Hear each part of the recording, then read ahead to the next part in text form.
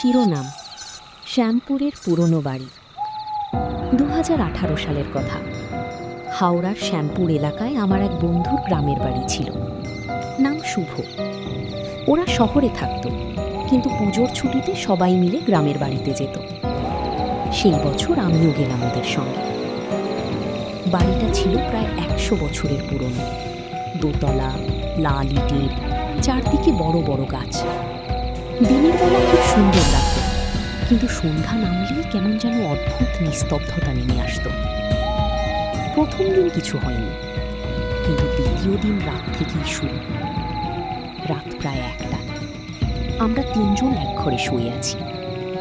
হঠাৎ করেই আমি একটা শব্দ শুনতে পেলাম। খট খট খট। মনে হচ্ছিল কেউ যেন কাঠের মেঝে দিয়ে ধীরে ধীরে হাঁটছে। আমি প্রথমে ভেবেছিলাম হয়তো কেউ বাথরুমে যাচ্ছে, কিন্তু শুভ বলল, এখানে তো কেউ থাকে না। আমি একটু থমকে গেলাম। শব্দটা কখনো চলছে। হঠাৎ করে দরজার কাছে ছায়া পড়ল। আমরা 3জনই চুপ করে গেলাম। দরজাটা ভেতর থেকে বন্ধ ছিল, কিন্তু ছায়াটা যেন দরজার নিচ দিয়ে নড়ছে, যেন কেউ বাইরে দাঁড়িয়ে আছে।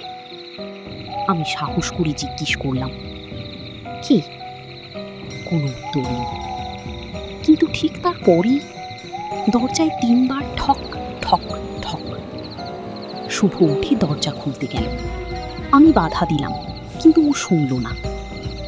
দরজা খুলতেই বাইরে কেউ নেই, কিন্তু ঠান্ডা হাওয়া এক ঝটকায় ঘরে ঢুকে গেল।